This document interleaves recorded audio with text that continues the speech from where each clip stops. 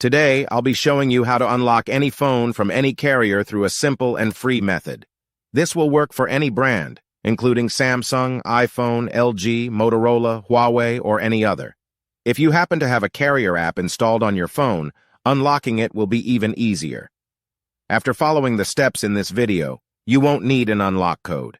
Instead, you'll simply wait for a message in the carrier app indicating that your phone has been unlocked. For iPhone users, just connect your device to Wi-Fi, and the unlock should activate. Before we begin, I'd like to mention a small disclaimer. The tool I'm about to show you is 100% legal, safe, and free. This tool will also help you get your phone unlocked, regardless of whether it's currently under an active contract with your service provider. By the way, please be very careful with the spam comments left on this video. They are all from bots representing people who offer this service for a fee. We might be affecting their business since I'm showing you a free method to unlock your phone from carriers.